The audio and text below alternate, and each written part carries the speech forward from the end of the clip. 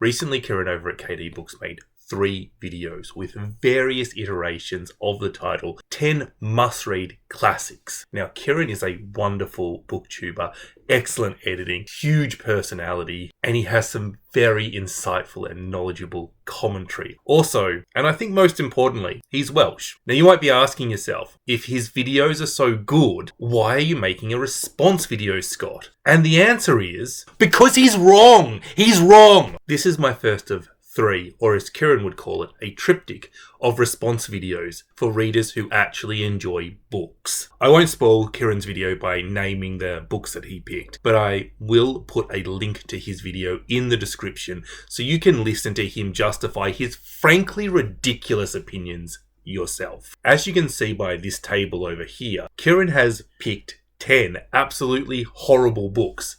Okay, he's picked 8 horrible books and 2 books which I just assume are horrible by association. Credit where it's due. Even Kieran in this video said he didn't like one of the books on his list. And before KD's Plek spawn descend into the comments section of this video, I'd just like to remind regular viewers of KD to not be confused by his whimsical personality and his "Good evening, campers." Who says "Good evening, campers"? I don't even think Kieran says "Good evening, campers." Also, this is the man who thinks that My Little Friend is the best Donna Tartt novel. Can you really trust him? I'm going to keep Kieran's definition of a classic, that is, anything published pre-1900. And as with Kieran's List, I have not read every single classic that has ever been written. This is definitely not a definitive, these are the 10 best classics.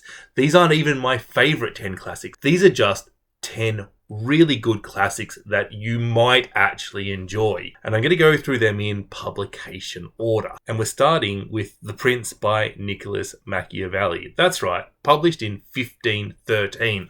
I know, I've skipped the Greeks. Lysistrata didn't have sex as a peace protest, Odysseus couldn't read a map, and Achilles waved a massive red flag. That's the Greeks. 20 words, that's all you need to know. You're done. Let's move on, not to the Romans, not to the Middle Ages, but straight into the Renaissance. Is it a political novel? Is it a satire? Is it a dystopian? Yes, yes, and yes. Machiavelli puts everybody's favourite celebrity chef, Caesar, yes, the arsenic is an essential ingredient, Borgia, on a pedestal and examines how he runs a country. For those of you who don't know, other than the old dodgy mushroom on the dinner plate, Borgia ruled over his duchy with a little bit of the old stab stab, a dash of the drown you in the Tiber, and a sprinkling of my dad is the Pope. Critically, he was dead for 6 years when Machiavelli published this, which probably prolonged Machiavelli's life by about 14 years. By the way, side note, Caesar or Cesare? How do you say it? This book is kind of a hilarious example of why critical thinking is important, because everybody at the time knew Borgia was a monster, and it would have been really obvious to the contemporary reader what Machiavelli was doing. However, that hasn't stopped a generation of leaders, CEOs, and your everyday well-paid psychopath from using this book as a how-to guide. Although you have to wonder if our politicians, CEOs, and bankers are ignorant of this book being a satire, or if, like the Medicis who Machiavelli wrote it for, they simply gave zero fucks. Unlike a lot of older works, The Prince is written with a clarity which makes it ideal for a variety of readers. It raises important questions about leadership and politics that are not only still relevant today, but provide historical interest. And not just about Borgia and the Medicis, but into a variety of historical figures such as Napoleon, who later drew inspiration from the work. It is refreshing to know that the political scum has always risen to the top. Or does that just make me cynical? Moving on. Journey to the West, published in 1592.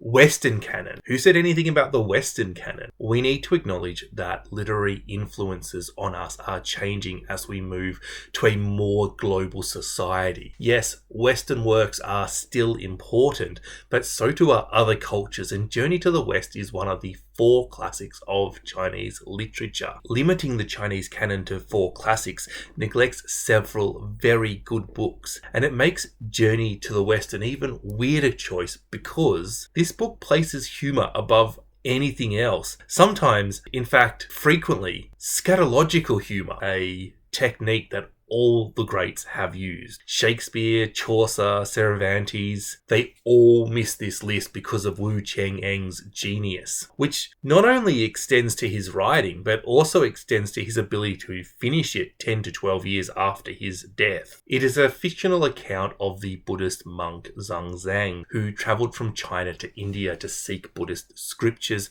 and the supernatural beings he meets along the way. The actual Zhang travelled to modern-day northern Pakistan, but if you're worried about historical accuracies in this text, I'd probably start with the mischievous monkey god he meets on his journey. The book is often called Monkey because the character Monkey really steals the show. Sun Wukong, the Monkey King, has great strength and magical powers, but is essentially a poorly behaved 3-year-old brat with a large sword who thinks that fighting is a better way to deal with any of his shit than therapy. He also travels with Piggy, a former celestial monster and current pig bean, and Sha Wu Jing, a river monster cursed into human form as punishment for eating children. This band of unlikely heroes borders on stupid with this comical farce, but it is always entertaining and educational. A little warning, a lot of translations of this are often abridged. The first translator of it, Arthur Whaley, only translated selected chapters.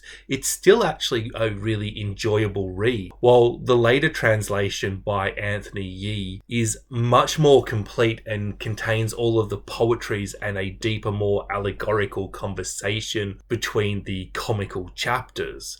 But it's almost 2,000 pages broken into 4 parts. And there is at least one more translation I know of, which is even longer than Yee's version. This is a great adventure story that reflects on culture, religion, history, folklore, and mythology. Candide, 1759. I think we really underestimate Voltaire. This is the man with the greatest ever singular ability to take the piss. I don't know what he was doing with it, but he certainly transported a lot of urine. Also, he did some trivial thing with government or democracy or something. Candide is an exploration of the popular idea that everything happens for a reason.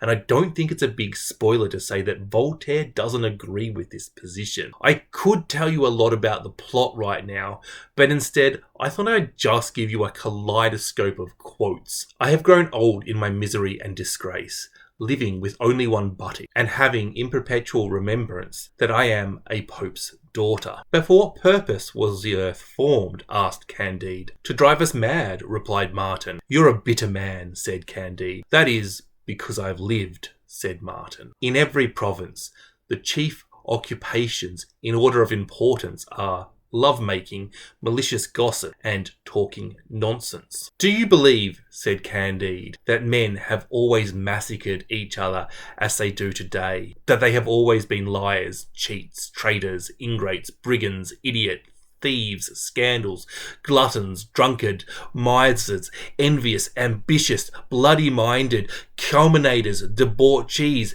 fanatics, hypocrites, and fools? Do you believe, said Martin, that the hawk has always eaten pigeons when they have found them? Fools have a habit of believing that everything written by a famous author is admirable. 1844. The Count of Monte Cristo. Dumas' epic tale of revenge does not get treated with the seriousness that it deserves. This novel inspired Batman. Actually, it inspired a lot of superhero stories.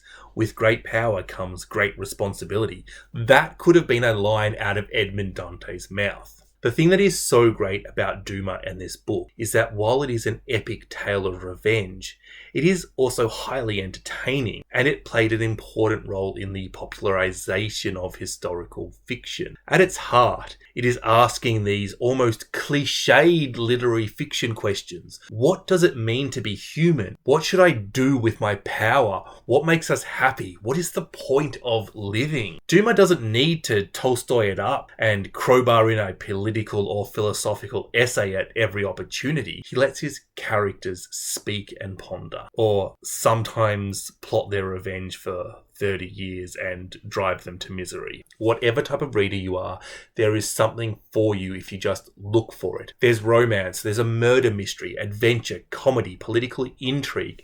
There are LGBT characters, duels, and it will teach you about important historical events and figures, such as Napoleon and the 100 Days, or Cesare Borgia. Another book that can be enjoyed by readers of all age is Jane Eyre. Okay, yes, it's a bit basic bitch to include Jane Eyre on this list, but there is a reason that just about every list of classic mentions Jane Eyre in their first few novels. Plus, it was either this or Wuthering Heights, and even Wuthering Heights' most ardent fan must confess that it is a very much acquired taste. Jane Eyre is one of these books that keeps contrasting itself. I am no bird, and no net ensnares me. I am a free human being with independent will, which I will now exert to leave you. This quote is absolutely excellent, and it is quotes like this that makes it so easy to label Jane Eyre proto-feminist. But is Jane really free? And if not, what's trapping her? Jane Eyre is one of these novels which, the more times you read it, the more little nuggets you get out of it. You can go from asking questions like, is Jane really free, to, are any of us really free? The reason Jane Eyre is a high school staple is because it teaches critical reading, because it has hidden depth, and there is no wrong age to read this novel. It offers readers of different age a unique experience, but it offers something to readers of all ages. It makes comment on the role of women and money at the time of writing, and we can learn a lot from our own age if we just contrast the novel. I don't think that anybody is going to dispute that Charlotte Bronte was an influential figure. Certainly not Elizabeth Gaskell, who is author of our next book, North and South. By now, the observant among you might have realised that I haven't included Jane Austen on this list, and that's because there is really no need. I've included North and South and the next novel that I will discuss. Both these novels are so much more than Austen has ever written. This is a story of a woman from the South. She moves north and is shocked by the working conditions in a cotton mill. There's a romance and a discussion around the Victorian notion of shame or pride, and it's just a fabulously entertaining story. But North and South makes this list because it includes and contrasts people of different backgrounds in a completely unbiased way. It simply represents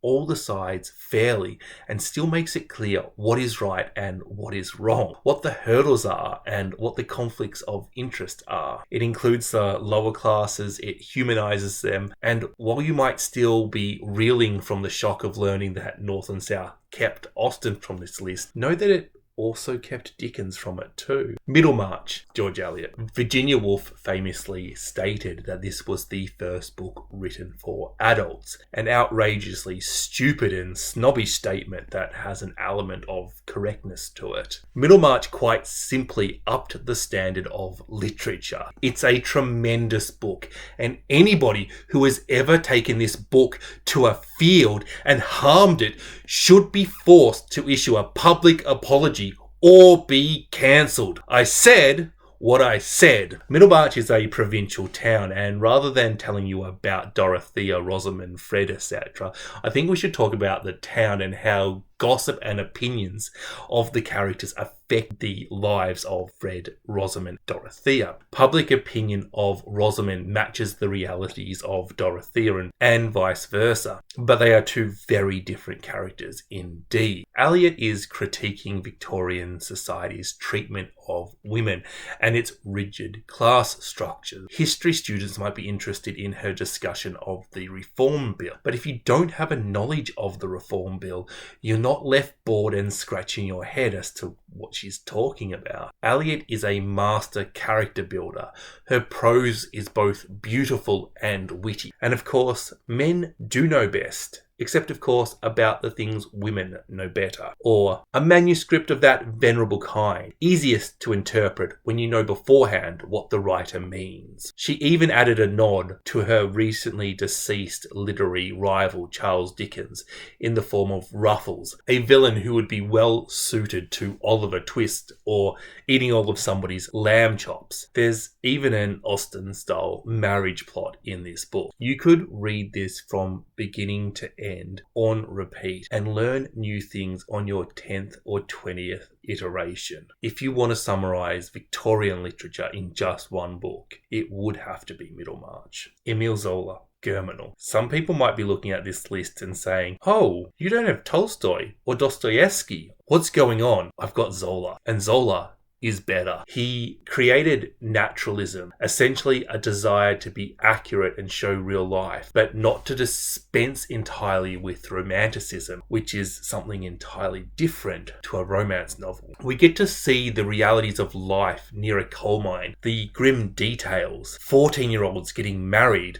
What happens when there's no food? How do we pay the shopkeeper? And will it be the mother or the daughter who pays the price? What is the human cost of industrialization? Who benefits? And why is there a horse in the coal mine? Germinal is the story of a mining strike, but told in rich detail. There's a romance, there's a thrilling plot, there's a political commentary, and there's a mob scene. Seriously, you've not read a mob scene until you've read Germinal. For all the political discussion, it is not too hard to see what Zola actually thinks. But I really like that Zola goes one step further. I really like that he shows you the change needed in the world, and then he sows the seed of doubt. He knows the flaws with his solution. He knows what needs to be kept in check. And that sort of blesses this novel with this anachronistic timelessness, which is quite contradictory. It is still relevant today. It's almost more relevant today than when Zola was critiquing the Industrial Revolution and how people get left behind with progress. The picture of Dorian Gray, the best Faustian bargain, does not include a character called Faust. That is because Dorian Gray is so much more than that. It's about consumerism and superficiality. It's about identity, power dynamics within relationships, good and evil, and it's a really, really fun roller coaster of a read. Wilde has incredibly charismatic and witty prose, and his characters are fantastic. Basil, Henry, and Dorian are three very, very clearly gay men, but yet Wilde never explicitly states that they're gay. Actually, Dorian gets married to a woman, and Henry is married, yet it's very clear that they're gay, and this makes Dorian Gray a wonderful example of how to write subversive text. Later in Wilde's life, he was outed and imprisoned for being gay, and I think that gives the LGBT discussion in this novel much more flavour. One can read this novel as Henry trying to influence Dorian into gay culture, and Basil trying to keep him on the straight and narrow, so to speak. But Basil is clearly in love with Dorian. Actually, everybody is in love with Dorian. He's remarkably good looking. What I love about Basil's role is that when you look at this allegorically, suddenly the framing changes and Henry is not really the villain. This is the book that, to me, demonstrates why separating art and the artist is a blandening idea. It's the salt-reduced version of the literature world. I really wish that more authors of literary fiction today would look at Dorian Gray and understand that amazing, high-quality literary fiction can just be fun in its own right. It can be funny, entertaining, and thrilling. Tess of the D'Urbervilles,